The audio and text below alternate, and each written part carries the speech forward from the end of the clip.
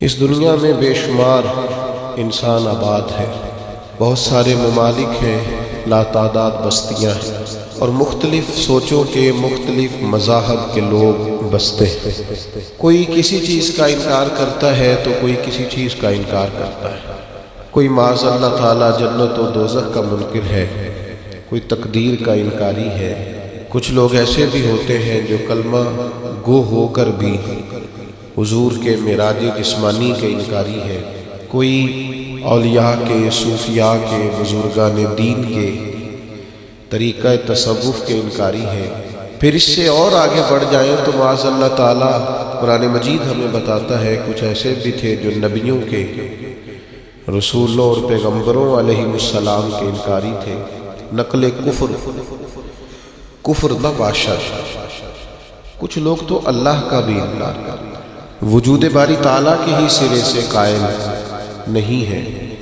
تو اس دنیا کے اندر بہت سارے مذاہب، بہت سارے لوگ اور بہت ساری چیزوں کا لوگ انکار کرتے ہیں۔ ایک چیز ایسی ہے جس کا کوئی منکر نہیں، ایک نظریہ ایسا ہے جس کا کوئی انکار نہیں کرتا، اور وہ کیا ہے؟ وہ موت ہے۔ کوئی کسی مذہب سے تعلق رکھتا ہو، کسی گروہ سے تعلق رکھتا ہو، کسی فرقے سے تعلق رکھتا ہو، کسی بستی، کسی ملک، کسی جگہ کا رہنے والا ہو، اس بات کا قائل ہے کہ بہرحال موت آئے گی، بہرحال دنیا سے جانا ہے، بہرحال ایک دن گلشن حیات کو سمیٹنا ہے۔ کوئی امیر ہو تب بھی، غریب ہو تب بھی، دانا ہو تب بھی اور نادان ہو تب بھی، عمل کرنے والا ہو تب بھی، بے عمل ہو تب بھی، غیر معروف ہو تب بھی، اور اس کے نام کا زمانے میں ڈنکا بجتا ہو تب بھی، بہرحال دنیا سے جانا ہے، بہرحال رخت سفر باندھنا ہے، بہرحال ایک دن سارا کچھ سمیٹنا ہے۔ لیکن ایک تھوڑا سا فرق ہے، کافر کہتا ہے مریں گے تو فنا ہو جائیں گے، اور مومن کہتا ہے کہ اصل زندگی ہی مرنے کے بعد شروع ہوگی۔ ابھی تو ہم کتاب کا مقدمہ دیکھ رہے ہیں، ایک کتاب ہوتی ہے پوری، ایک شروع میں اس کا مقدمہ ہوتا ہے کہ اس کتاب کے اندر ہم یہ ثابت کرنا چاہ رہے ہیں۔ ابھی تو یہ جو زندگی ہے یہ مقدمہ ہے اس زندگی کا جو اللہ تعالیٰ جنت میں انسان کو دائمی، ابدی اور ہمیشہ کی زندگی عطا فرمانے والا ہے۔ عام لفظ ہم نے سنا اور زبان زد خاص و عام ہے یہ جملہ کہ دنیا آخرت کی کھیتی ہے، فصل کاٹیں گے وہاں جائیں گے۔ دنیا میں تو آئے ہیں اعمال کرنے کے لیے، اپنے اپنے حصے کا کام کرنے کے لیے۔ اچھا کمال یہ ہے کہ جس نے دنیا بنائی ہے نا، جو خالق ہے، جو مالک ہے، جو رازق ہے، وہ ایک ترتیب سے چیزوں کو تخلیق کرتا ہے نا، پہلے دادا، پھر بیٹا، پھر اس کے بعد پوتا۔ اس نے مرتب کیا نا چیزوں کو، پہلے کیا بنایا اور بعد میں کیا بنایا، ایک ترتیب ہے نا۔ بنانے والا کہتا ہے کہ الذی خلق الموت والحیات، میں نے موت پہلے بنائی ہے، زندگی، یہ ترتیب دیکھیے بنانے کی۔ الذی خلق الموت والحیات لیبلوکم ایکم احسن عملا، وہ ذات جس نے موت اور حیات کو پیدا کیا تاکہ پتہ چلے تم میں اچھے عمل کون کرتا ہے۔ بنانے والے نے بنائی ہی موت پہلے۔ کبھی ہمارے دیہاتوں میں کوئی بیٹا الگ ہوتا تھا یا ویسے کہیں کسی کا مکان تبدیل کرنے کا ارادہ ہوتا تھا تو گھر کے بڑے بوڑھے ایک لفظ بولتے تھے۔ اب تو لوگ موت کا لفظ بھی ادا نہیں کرتے، ڈرتے ہیں، خوف کھاتے ہیں۔ کوئی موت کی بات کرے تو کہتے ہیں اچھی بات کرو، بھئی موت سے زیادہ اچھی بات کون سی ہو سکتی ہے؟ یہی تو وہ ایک چیز ہے، ایک پل ہے جس سے گزریں گے تو اللہ کی بارگاہ میں حاضر ہوں گے اور مدینے والے محبوب کی زیارت کریں گے۔ تو آپ کہہ رہے ہیں کہ جناب اچھی بات کریں۔ پرانے بڑے بوڑھے بزرگ جب کوئی نیا مکان خریدتے تھے یا کسی نئی جگہ شفٹ ہوتے تھے تو کہتے تھے گلی ایسی ہونی چاہیے کہ مرنے والے کی چارپائی تو گزر سکے، جانے والے کی میت تو گزرے۔ اچھا بھائی مکان تو زندگی کے لیے لیا جا رہا ہے، گھر تو زندگی کے ایام گزارنے کے لیے لیا جا رہا ہے، آپ موت کی بات کر رہے ہیں۔ میرا خیال ہے ان کا فلسفہ اس لیے درست تھا کہ قرآن کہتا ہے الذی خلق الموت والحیات، بنانے والے نے بنائی ہی موت پہلے، یہ پہلے اور پھر یہ کہ کوئی بچے گا، پھر یہ کہ کوئی ایسا ذی روح ہے جس میں جان تو آئی ہو موت نہ آئے۔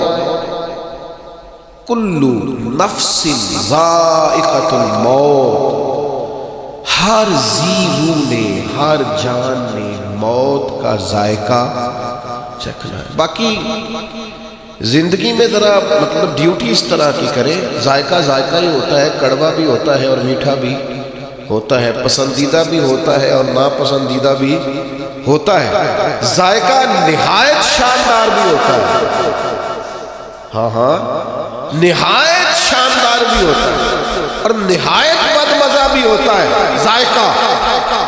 تو موت کا ذائقہ بھی بلا مثال و بلا تشبیہ کچھ لوگوں پر بڑا کڑوا ہے۔ حضرت سعد بن ربیع جیسے لوگ بھی ہیں، جنگ احد میں کچھ ایسے صحابہ بھی ہیں جنہوں نے اپنے زخمی وجود کو گھسیٹا ہے اور لا کر اپنے سروں کو حضور کے مقدس قدموں پہ رکھا ہے۔ نجم کی اے خدا آرزو ہے یہی اور عاشق زار کی آبرو ہے یہی، موت کے وقت سر ان کے قدموں میں ہو، دید ہوتی رہے دم نکلتا یہ بھی موت ہے۔ بالکل حضور علیہ السلام کی بارگاہ میں، حضور کے سامنے بالکل۔ تو بھائی یہ ذائقہ ہے، موت ایک ذائقہ، اس ذائقے کو چکھنا ہے۔ تو جو ذائقہ دنیا میں جس طرح کے اعمال کریں گے آخر میں ذائقہ بھی اسی طرح کا نصیب ہو جائے گا۔ پھر ایک بات اور ہمیشہ ذہن میں رہے کہ موت کا وقت مقرر ہے۔ حضرت مولا علی شیر خدا رضی اللہ تعالیٰ عنہ سے کسی نے کہا کہ آپ اپنے ساتھ کچھ گن مین کیوں نہیں رکھتے؟ اچھا یہ بھی سن لیجئے، گن مین رکھنا کوئی ناجائز نہیں۔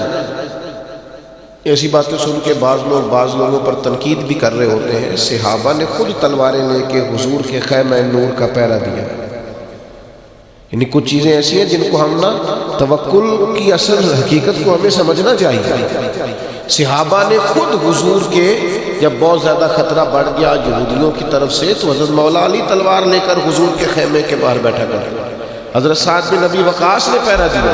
اگر کسی شخص کو کچھ ایسے مسائل ہو تو اس کے لیے یہ ناجائز ہے نہیں۔ ہاں شوق بعض لوگوں کو بہت ہو گیا ہے کہ میرے ارد گرد گن مین ہو، تو یہ شوق ٹھیک بہرحال ہے نہیں ہے، یہ تسنع ہے، دکھاوا ہے۔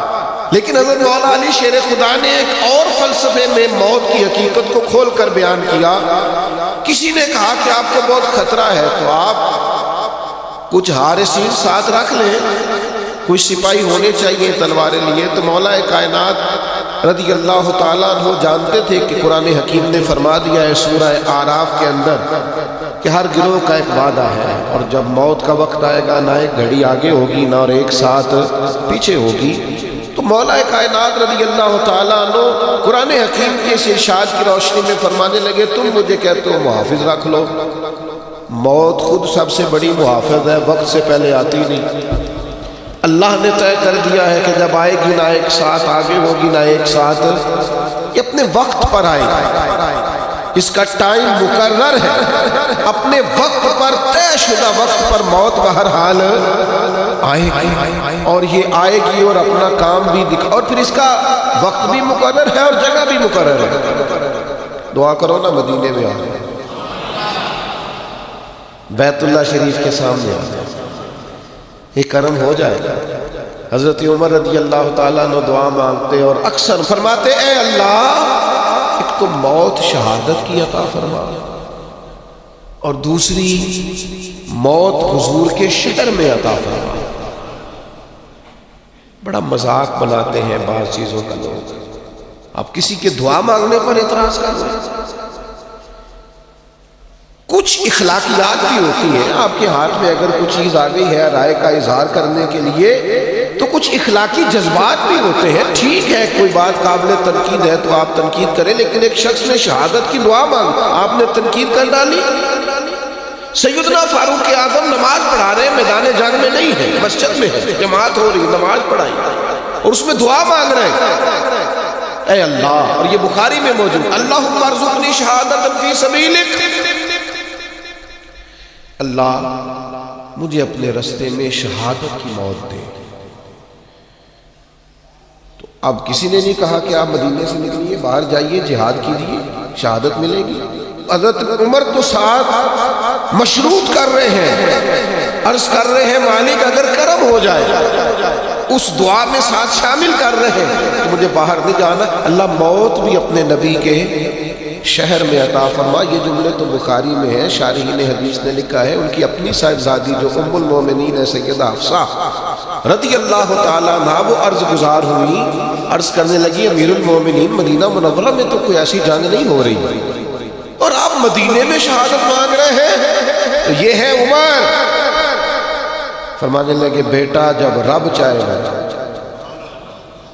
تو پھر شہادت اس شہر میں بھی نصیب ہو سکتی ہے۔ پھر حضرت عمر پر نماز پڑھاتے ہی حملہ ہوا، انہیں شہادت بھی ملی، حضور کی مسجد نبوی میں ملی، حضور کے شہر نور میں ملی، اس دعا کو لوگوں نے قبول ہوتے دیکھا، اور کرم بالائے کرم یہ ہے کہ انہیں دفن ہونے کے لیے جگہ گنبد خضرا میں نصیب ہوئی۔ یہ کرم بالائے کرم دیکھو، آخری ویلے میری آنکھیاں رات تکنا ہے تیرا تے سجنا کچھ بھی نہیں جانا، گھر جے پا جائے پھیرا، جے تو سر تے آن کھلوے نا تے چلو پردہ رہ جائے میرا، تے سوکھا نکلے ساوے ظہوری جے بیخ لوا رخ تیرا۔ اگر ایسا کرم ہو جائے تو پھر بڑی بات ہے، کرم ہو جائے ایسا تو ہو گیا، جناب عمر کی دعا مقبول ہوئی۔ تو جس طرح موت کا وقت مقرر ہے، اسی طرح موت کی جگہ بھی مقرر ہے۔ وہ بڑی معروف روایت ہے مصنف ابن ابی شیبہ میں، ابن ابی شیبہ کہتے ہیں کہ حضرت سلیمان علیہ السلام کے پاس ایک نوجوان بیٹھا تھا، تو وہ لکھتے ہیں کہ حضرت اسرائیل علیہ السلام حاضر ہوئے اور بڑا گھور گھور کے اس نوجوان کی طرف دیکھا، وہ کہاں فلسطین کے علاقے میں بیٹھے۔ تھوڑی دیر کے بعد حضرت اسرائیل علیہ السلام تشریف لے گئے، تو جناب سلیمان علیہ السلام سے وہ نوجوان کہنے لگا یہ کون تھے جو مجھے گھور رہے تھے؟ فرمایا جناب اسرائیل ہے۔ کہنے لگا حضور مجھے تو ڈر لگنے لگا، ہوا کو حکم نہیں دیتے مجھے سرزمین ہند میں پہنچا دیں۔ وہ کہاں سے چلے، ہواؤں کے دوش پر سوار ہو کے یہاں پہنچے۔ کچھ دنوں کے بعد حضرت اسرائیل پھر حاضر ہوئے۔ جناب سلیمان علیہ السلام نے کہا میرے دوست کو بڑا گھور کے دیکھتے تھے۔ عرض کی حضور بڑا پریشان تھا، دل میں خیال آتا تھا حکم تو یہ ہے کہ ہند میں روح قبض کرنا، یہ فلسطین میں بیٹھا ہے اور مجھے اگلی روح اس کی قبض کرنی ہے۔ تو حضرت سلیمان کہنے لگے یہ حکمت ہے نا مالک کی، غالب آئی، جہاں اس کا وقت تھا وہیں جانے کی اس نے خواہش ظاہر کر دی، اور وہ سینکڑوں اور ہزاروں میلوں کا سفر ہوا کے دوش پر سوار ہو کے وہاں پہنچ گئے۔ عزیز دوستوں، وقت بھی مقرر ہے اور جگہ بھی۔ ہاں ایک بات ضرور ذہن میں رکھیں کہ بہرحال کچھ لوگ ایسے ہیں جو موت سے ڈرتے ہیں، زیادہ تر وہ لوگ موت سے ڈرتے ہیں جن کے پاس سہولیات زیادہ ہیں، زندگی آسودہ ہے، جنہوں نے بہت ساری آسانیاں اپنے ڈرائنگ روم میں جمع کر لی ہیں، بہت اپنے ماحول کو انہوں نے آرام دہ کر لیا ہے، وہ موت سے بہت زیادہ خوف کھاتے ہیں، وہ ڈرتے ہیں۔ موت کا ڈر انسان کو بزدل بنا دیتا ہے، ایک دفعہ بھی زندگی میں کلمہ حق نہیں کہہ سکتا، وہ کچھ لمحوں کے لیے بھی احقاق حق کے لیے کھڑا نہیں ہو پاتا۔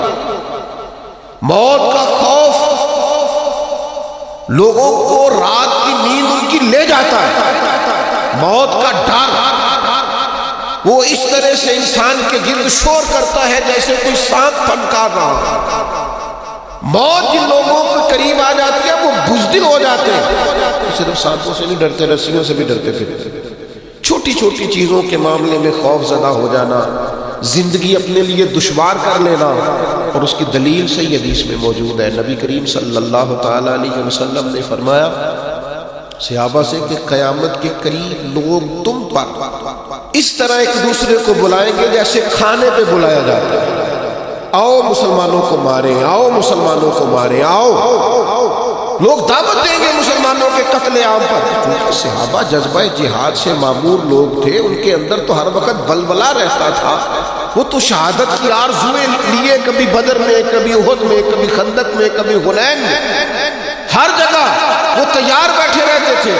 اور اس کی یا رسول اللہ ایسے کیسے ہو جائے گا کہ ہم لوگ تھوڑے ہو جائیں گے، مسلمان محدود ہوں گے؟ فرمایا تم تو بڑی تعداد میں ہو گے، مسلمانوں کی کثرت ہوگی، 56 کے قریب اسلامی ممالک۔ تو یا رسول اللہ پھر کافر ہم پر کیسے لوگوں کو بلائیں گے؟ تو فرمایا تمہیں وہن ہو جائے گا، کمزوری آ جائے گی۔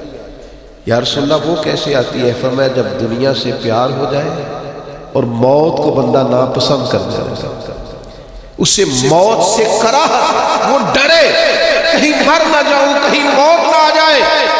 جو ڈر ڈر کر مریں گے، مر وہ بھی جائیں گے۔ اور جو مولا علی شیر خدا کی طرح میدان میں تلوار لگنے پر کہیں گے شہادت کے وقت کہ فوز تو برب الکعبہ، لو بھی کعبے کے رب کی قسم علی کامیاب ہو گیا۔ وہ چلے تو وہ بھی جائیں گے، رخصت تو وہ بھی ہو جائے گی۔ تو زندگی تو ان کی بھی بیت گئی، لیکن کچھ ایسے لوگ ہوتے ہیں، حضرت علی فرمایا کرتے تھے علی نہیں گھبراتا، علی موت پہ جا گرے یا موت علی پہ آ گرے، ہم نہیں گھبراتے۔ یہ بس یہ آنی تو ہے، یہ گھر میں بھی آئے گی، بستر پہ بھی آئے گی، ہاسپٹل میں بھی آئے گی۔ تو کیا شان ہے کہ حسین ابن علی کا سر کٹ بھی گیا ہے، پھر بھی سب سے اونچا ہی نظر آتا ہے، پھر بھی اونچا ہی نظر آتا ہے۔ بھائی خوف نہیں، موت کی جگہ بھی مقرر ہے، وقت بھی مقرر ہے، اور یہ طے ہے۔ اور آپ مجھ سے ناراض نہ ہوئیے گا، اتنے زیادہ دعوے نہیں کرنے چاہیے میرے بچوں کا کیا بنے گا۔ آپ راضی کے بچوں کے؟ میرے گھر کا بنے گا کیا ہے؟ آپ کیا ہے؟ ہم بھلا ہم پالتے ہیں بچوں کو، جن کے والدین ان کے پیدائش سے پہلے انتقال کر جاتے، کبھی ان لوگوں کو دیکھو کتنے کتنے بڑے انقلاب برپا کیے ان لوگوں۔ وہ ہمارے علماء نے مسئلہ لکھا ہے، فرمایا جس کے والدین موجود ہوتے ہیں نا، اس کی بھی رب ہی پرورش کرتا ہے، لیکن بالواسطہ کرتا ہے ماں باپ کے ذریعے سے۔ لیکن فرمایا جس کے ماں باپ کو لے جاتا ہے نا، یتیم ہو جاتا ہے، اس کی تو ڈائریکٹ رب کریم پرورش فرماتا ہے، وہ تو بلا واسطہ ہے۔ اب تو اللہ تبارک و تعالیٰ کا کرم ہی اس کی نگہداشت کرتا ہے، اب تو اللہ کی رحمت کا حصار اس کے گرد ہوتا ہے۔ موت کے معاملے میں اپنے آپ کو مضبوط کرے، ذہنی طور پر طاقت۔ 2 حدیثیں کنز المال سے عرض کرنی ہے، آپ نے یاد رکھیں گے انشاءاللہ تعالیٰ۔ ایک تو حضور نے فرمایا الموت ریحانۃ المومن، فرمایا موت مومن کے لیے گلدستہ ہے، اور دوسرا فرمایا الموت تحفۃ المومن، موت مومن کے لیے تحفہ ہے۔ سمجھو نا یار، یہ دونوں روایتیں کنز المال میں۔ موت مومن کے لیے گلدستہ ہے، موت مومن کے لیے تحفہ ہے۔ اور بول پڑے درویش، وہ کہنے لگے موت تو ایک پل ہے، پل سے گزریں گے تو مدینے والے محبوب کی زیارت نصیب ہو جائے گا، اللہ کا دیدار نصیب ہوگا، گزریں گے تو یہ ایک پل ہے۔ آج پھولے نہ سمائیں گے کفن میں آسی، قبر کی رات تو ہے ان سے ملاقات کی رات۔ وہ بھائی موت دیکھیں نا، وہ جو ہمارے صوفیاء کہتے ہیں نا موت قبل ان تموت، تم پتہ کیا کرو، اگر تم چاہتے ہو نا موت پھول بن جائے، اگر تم چاہتے ہو نا کہ موت تحفہ بن جائے، تو اس طرح کرو موتو قبل ان تموت، مرنے سے پہلے مر جاؤ، مرنے سے پہلے فنا کر دو ناجائز خواہشات، مار ڈالو اپنے اندر سے تکبر کو، مار ڈالو ہرس کو، حوث کو، طمع کو، لالچ کو، عداوت کو، بغض کو، غیبت کو، اسے مار ڈالو۔ حضرت سلطان باؤ رحمت اللہ علیہ فرمانے لگے کیتی جان حوالے رب دے، اسا ایسا عشق کمایا ہے، مرن تو پہلو ہی مر گیا، باہو دا مطلب نو پایا۔ پہلے عبارت شاہ وہ کدو پھر مر دے جنہ کیتیاں نیک کمائیاں، مرن تو پہلو ہی مر گئے، باہو تا مطلب نو پایا۔ او بھائی جو چیز ختم کرنے والی ہے اسے ختم کرتے نہیں. اور ایک اور حدیث بھی سناؤں آپ کو مومن کی موت کے تعلق سے. اس کو امام بیہقی نے لکھا ہے, نبی پاک صلی اللہ تعالی علیہ وسلم نے فرمایا موت مومن کے لیے گناہوں کا کفارہ ہے. مومن کو کوئی بھی تکلیف آتی ہے تو گناہ معاف ہوتے ہیں نا. حضور نے فرمایا کانٹا بھی چبھے تو گناہ معاف ہوتے ہیں. تو موت کی سختی مومن کے گناہ معاف کراتی ہے. یہ کیسی چیز. اعلیٰ حضرت فاضل بریلوی رحمت اللہ تعالیٰ نے فرماتے ہیں بہت سارے بندے ایسے ہوتے ہیں جن کے ذمہ گناہ ہوتے ہیں, لیکن جب ان کا انتقال ہو جائے تو رب ان کے صغائر کو اپنے فضل سے معاف کر دیتا ہے, وہ طیب و طاہر ہو جاتے ہیں. ہاں حقوق العباد کا کوئی مسئلہ نہ ہو, ایسا کوئی مسئلہ نہ ہو جو بندے کے حق سے تعلق رکھتا ہو, باقی اللہ تعالیٰ معاف کر دیتا ہے. کیوں؟ اس لیے کہ موت مومن کے لیے کفارہ بن جاتی ہے. اس کی سختی, اس کی تکلیف انسان کے گناہوں کو. ایک اور بھی چھوٹی سی بات آپ کو سمجھا دوں برسبیل تذکرہ, یہ بھی چھوڑ دیں کہ فلانے کا چہرہ بڑا نورانی تھا اور فلانے کی حالت جو تھی وہ اس طرح کی تھی.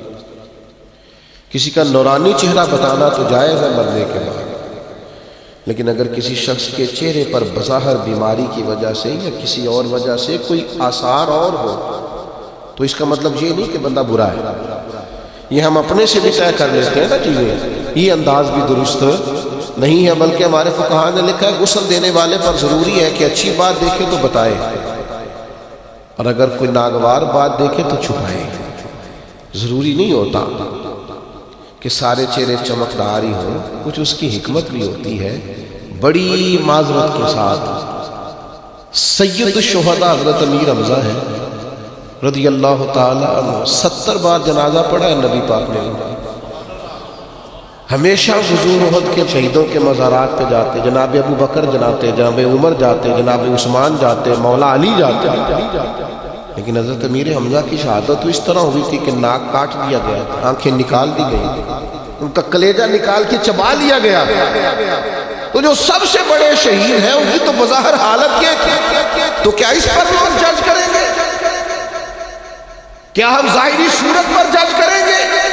اس لیے جو فیصلے حشر میں رب نے کرنے ہیں نا, وہ مہربانی کریں دنیا میں کرنے چھوڑ دو. جو ہمارا ذمہ نہیں ہے اس پر کلام نہ کریں. جو باتیں عند اللہ ہیں ان کو عند اللہ چھوڑ دیں. ہو سکتا ہے کچھ چہرہ بھی غم زدہ ہو, جب قبر میں حضور کی زیارت کرے تو پھر تازہ دم ہو جائے. یہ دیکھیں نا میاں صاحب کہتے ہیں مرن تو بات تو مکھڑا میرا ہو جاوے جے تازہ, پھر سمجھ لینا محبوب میرے نے آن پڑے آ جنازہ. تو بھائی اچھی طرح اس بات کو سمجھ لیں اور اس کو یاد رکھیں کہ ہو سکتا ہے وہ جس کا چہرہ آپ کو بظاہر مغموم لگ رہا تھا اور آپ کو بظاہر لگ رہا تھا کہ وہ چہرہ جو ہے اس وقت تازہ دم نہیں ہے, تو ہو سکتا ہے کسی کے انتظار میں, اور انتظار کی شدت نے یہ حالت کر دی ہو. جب دیدار ہوگا تو تازگی بھی آئی گئی, جب کرم ہوگا زیارت ہوگی تو نکھر بھی جائیں گے. اس لیے خود سے فیصلے نہ کریں. بعض لوگ خود سے فیصلے کرنے لگ جاتے ہیں, یہ انداز بھی درست. چلے بات آ گئی ہے, ایک بات اور عرض کروں. آج کل جنازوں پر بھی فیصلہ ہوتا ہے, فلانے کا بہت بڑا جنازہ ہے, بہت اچھی. لیکن اگر جنازے بھی لوگ تعلقات کی بنیاد پہ پڑھیں اور امیروں کے بڑے ہو جائیں اور غریبوں کے چھوٹے ہو جائیں تو فقط جنازوں پر تو فیصلہ نہیں نہ ہوگا. صحابہ میں عظیم ترین ہستی ہے حضرت ابو ذر غفاری کی بیٹی. ان کا بیٹا حضور کے اونٹ چراتا, بیوی سے کہا نبی پاک کی ازواج کی خدمت کرنا, خود حضور کی مسجد میں جھاڑو دیتے. میرے نبی پاک نے فرمایا زمین کے اوپر آسمان کے نیچے میرے ابو ذر غفاری سے سچا بندہ کوئی نہیں. جنازہ 5 لوگوں نے پڑھا, جاؤ ویسی کسے دیکھو جو نہیں جنازہ. نہ کوئی ساڈا دردی, اپنی اکیلے رہتے تھے بیوی کے ساتھ ربضہ میں. اپنی اہلیہ سے کہا جب میرا انتقال ہو جائے تو کفن کے لیے بھی کسی کو تکلیف نہ دینا, یہی میرا کمبل دھو کے اس میں کفن دے دینا, کھڑی ہو جانا, اللہ بندے بھیج دے گا. تو اہلیہ کہتی ہے میں تنہا عورت دیکھ رہی ہوں, کون آئے گا؟ صحابی رسول کا وصال ہو رہا ہے. سامنے سے سیدنا عبداللہ ابن مسعود چند ساتھیوں کے ساتھ گزرے. ایک عورت کو پریشان دیکھ کے پوچھا بہن کیوں کھڑی ہو؟ کہنے لگے شخصیت کا انتقال ہو گیا ہے، جنازہ پڑھ دو گے؟ تو عبداللہ ابن مسعود نے کہا کون ہے؟ آگے بڑھ کے دیکھا، کہا اللہ اکبر اللہ اکبر اللہ اکبر۔ پھر آگے بڑھ کے عبداللہ ابن مسعود پیشانی کو چوما اور کہا یار تو وہ ہے جس سے ہمیشہ رسول پاک راضی رہے۔ 5 لوگوں نے جنازہ پڑھا۔ غریبوں کے جنازے چھوٹے ہوں تو اس کا مطلب ہے ان کا اعزاز کوئی نہیں نا۔ جس طرح کسی امیر کی قبر میں مدینے والے محبوب کرم نوازی فرماتے ہیں، ہو سکتا ہے غریبوں پر اس سے بڑھ کر مہربانی ہوتی ہے، لہذا مہربانی کریں۔ جو فیصلے قیامت کو ہونے جا رہے ہیں ان فیصلوں کو دنیا میں طے کرنے کی کبھی بھی کوشش نہ کریں، وہ چھوڑ دیں۔ ان اللہ صبح قیامت کیا چیزیں طے ہو۔ ایک اور بھی گزارش ہے، موت کو میں نے آپ کو بتایا تحفہ بھی کہا گیا، گلدستہ بھی کہا گیا، موت کی سختیاں بھی بیان کی گئی۔ نبی پاک نے یہ بھی بیان فرمایا کہ لذتوں کو ختم کرنے والی موت کو یاد رکھو۔ یہ ساری باتیں اپنی اپنی جگہ پر درست ہے، لیکن مصیبتوں سے گھبرا کر موت کی تمنا کرنا نہیں۔ کوئی شخص کہہ سکتا ہے کہ میں اپنی مرضی سے دنیا میں آیا، جب اپنی مرضی سے آئے نہیں تو اپنی مرضی سے جانا بھی نہیں۔ جب اس نے چاہا دنیا میں بھیجا، جب چاہے گا دنیا سے لے جائے گا۔ تو بھائی موت کی تمنا کرنا یا دعا کرنا یا مصیبتوں سے، یہ ہمارے دیہات میں بعض لوگ ہوتے ہیں، وہ ذرا سی لڑائی ہوتی ہے تو میں مر جاؤں گا اور اللہ کرے میں مر جاؤں، اور اللہ کو چھوڑے یار، یہ جائز ہی نہیں ہے آپ کے لیے۔ آپ کیا ایسی بات کر رہے ہیں؟ نبی پاک صلی اللہ تعالیٰ علیہ وسلم نے منع کیا۔ حضرت انس بن مالک رضی اللہ تعالیٰ عنہ حدیث کے راوی ہیں، حضور علیہ السلام نے فرمایا تم میں سے کوئی شخص بھی مصیبت آنے پر موت کی تمنا نہ کرے۔ ہاں ایک دعا کی اجازت ہے بخاری شریف میں، ایک دعا کر سکتا ہے۔ وہ دعا کیا ہے؟ وہ دعا یہ ہے کہ الہی جب تک میرے لیے زندہ رہنا بہتر ہے مجھے دنیا میں رکھ، اور جب میرا دنیا سے جانا تیری حکمت کے قریب ہے تو پھر مجھے تو اپنی بارگاہ میں بلا۔ ان لفظوں کے ساتھ اس حد تک تو دعا کرنے کی اجازت ہے، لیکن ذرا سی بات پر، ذرا سے جھگڑے پر کہنا میں نے مر جانا ہے اور میں اب ختم ہو گیا، مصیبتیں آئی ہیں، ذرا کھڑا تو ہو۔ انعام تو نے بڑے خوش ہو کے قبول کیے ہیں، ذرا دکھ بھی خوش ہو کے قبول کر۔ راحتیں اور رحمتوں کو تو نے بڑی آسانی سے قبول کیا ہے، اگر اس کی طرف سے آزمائش آئی ہے تو ذرا قبول کر۔ وہ بڑی مثال مجھے پسند ہے کہ محمود غزنوی کنوں کھا رہے تھے، انہوں نے پہلا ٹکڑا اس کا نکال کے پہلی کاش ایاز کو دی، وہ ایاز کھا گئے، تو دوسری اس نے اپنے منہ میں ڈالی تو تھوک ڈالی، کہ ہو بڑا کڑوا ہے، تو نے بتایا نہیں تو کھا گیا۔ تو ایاز بڑا دھیما آدمی تھا، کہنے لگا بادشاہ تیرے ہاتھوں سے ہمیشہ میٹھے ملے ہیں، اب ایک کڑوا آیا ہے میں تھوک دیتا تو یہ کوئی آئین وفاداری تو نہیں تھا، میں نے اس کی کڑواہٹ نہیں دیکھی، میں نے تو وہ ہاتھ دیکھے ہیں جہاں سے ملا ہے۔ تو ہمیں تو غرض اس بات سے ہے کہ یہ اللہ کا وَلَنَبْلُوَنَّكُمْ بِشَيْءٍ مِّنَ الْخَوْفِ وَالْجُوعِ وَنَقْصٍ مِّنَ الْأَمْوَالِ وَالْأَنفُسِ وَالثَّمَرَاتِ، میں تمہیں آزماؤں گا نا، میں تمہاری آزمائش کروں گا۔ تو جب آزمائش کرنے والا اللہ ہے، وہ رحمت دے تو ہنس کے قبول کرنا، اور کبھی تکلیف آئے تو کہنا میں انزائٹی پیشنٹ ہو گیا ہوں، مجھے ڈپریشن ہوتا ہے نا، دکھ قبول محمد بخشا، بس راضی رہیں پیارے۔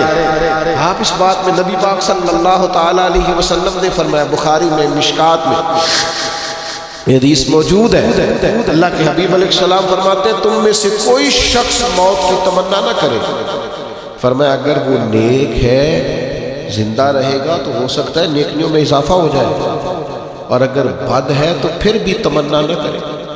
اوہ بہت بڑی بات کرتا ہے کریم کی، تو ہر بات ہی بہت بڑی ہے۔ فرمایا بد بھی موت کی تمنا نہ کرے، ہو سکتا ہے رب توبہ کی توفیق عطا فرما دے تو توبہ کر کے دنیا سے جائے۔ بد ہو پھر بھی یہ دعا نہ کرے کہ یا اللہ میں رخصت ہو جاؤں، میں چلا جاؤں، تو میرے عزیز دوستو بس ایک کام ہے جو کرنے والا، جس کے لیے نبی پاک صلی اللہ تعالی علیہ وسلم نے ہماری توجہ دلائی ہے، موت کو بھولنا نہیں، اسے یاد رکھنا ہے۔ دنیا سے جانا ہے، اس بات کو کبھی بھولنا۔ آپ میں سے جس نے جہاں جہاں جانا ہے سب کو یاد ہے، فلاں کام کرنا ہے، فلاں کام کرنا ہے، فلاں کام کرنا ہے، کس کو کتنے بجے کا ٹائم دیا ہے، کس کی گاڑی کتنے بجے کی ہے، سب یاد ہے۔ کوئی بھولا ہوا، بس موت کو بھی بھولنا نہیں۔ لوگ نہ بھول جاتے ہیں۔ نبی پاک علیہ السلام نے فرمایا اس شخص کو اللہ قیامت کے دن شہیدوں کے ساتھ کھڑا کرے گا جو ایک دن میں 20 مرتبہ موت کو یاد کرتا ہے۔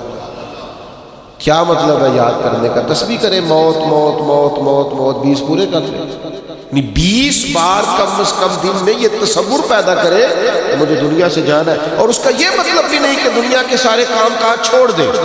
معنی یہ ہے کہ دنیا کا کوئی کام کرنے سے پہلے بھی سوچ لے میں نے جانا ہے، نہ میں رشوت لوں گا، نہ بددیانتی کروں گا، نہ جھوٹ بولوں گا، نہ غیبت کروں گا، نہ کسی کو تکلیف دوں گا، نہ میں کسی کا ہاتھ ماروں گا کیونکہ میں نے تو مر جانا ہے۔ 20 بار یہ تصور جمائے تو شہیدوں کے ساتھ کھڑا کیا جائے گا۔ معنی کیا ہے؟ 20 بار جو یاد کرے گا وہ تو چھوڑ دے گا گناہ، اس کی تربیت ہو جائے گی، اسے خیال آئے گا کہ میں مہمان ہوں۔ کس طرح اپنی آخرت کو یاد کرے؟ حضور علیہ السلام نے فرمایا صبح ہو جائے تو رات کا انتظار نہ کرنا، اور رات ہو جائے تو صبح کا انتظار نہ کرنا۔ یہ نہ سوچنا کہ دن چڑھے گا، بس تم خیر کر گزرو، نیکی کر گزرو۔ ایک بات صرف ذہن میں کبھی نہیں بھولنی، الایمان بین الخوف والرجاء۔ ایمان کی تعریف یہ ہے کہ خدا سے ڈرتا بھی رہے اور اللہ کی رحمت کی امید بھی رکھے، ہمیشہ اعلیٰ گمان رکھے اپنے رب سے، اعلیٰ ترین گمان، کمال۔ حضرت سیدنا انس بن مالک رضی اللہ تعالیٰ عنہ بیان کرتے، امام ابن ماجہ نے اس کو نقل کیا ہے، فرماتے ہیں کہ نبی پاک علیہ السلام ایک بیمار کی تیمارداری کے لیے تشریف لے گئے تو حضور نے فرمایا بھئی تیری کیفیت کیا ہے؟ اس نے کہا حضور اپنے گناہوں سے ڈرتا ہوں اور اپنے رب کی رحمت کی امید بھی بڑی ہے کہ وہ کریم بڑا ہے، معاف کر دے گا۔ بیمار تھے، علیل تھے، گناہوں سے ڈرتا ہوں پر اس کی رحمت پر امید بڑی مضبوط ہے۔ تو حضور وہاں سے نکل رہے تھے تو صحابہ کرام علیہم رضوان سے فرما رہے تھے یہ جس بات کی امید رکھتا ہے نا وہ بات اسے ضرور ملے گی، یعنی اللہ تعالیٰ اس پر رحمت فرمائے گا۔ اور حضور فرمانے لگے جس چیز سے ڈر رہا ہے نا اس سے محفوظ رہے گا، یعنی اسے ڈر ہے نا کہ گناہوں پر سزا ملے گی تو انشاءاللہ یہ اس سے۔ میرے عزیزوں اپنی موت کو یاد رکھنا ہے، اپنی آخرت کی تیاری کر کے، اور وہ تیاری رازدار قسم کی ہو۔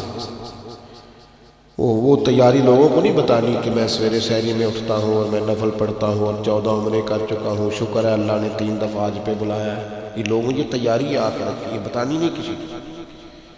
ان اللہ جو معاملات ہیں ان میں تیار رہے، ذہنی طور پر، فکری طور پر، اور کوئی مطلب اس کا نہیں ہے کہ سارے کاروبار حیات چھوڑ کے مسجد میں بیٹھ جائیں۔ بس جہاں بیٹھے یہ یاد رکھیں دنیا سے جانا ہے، جو کروں گا دیانتداری سے کروں گا، اللہ سے ڈر کے کروں گا، اپنی موت اور حشر اور آخرت کے لیے تیار رہے۔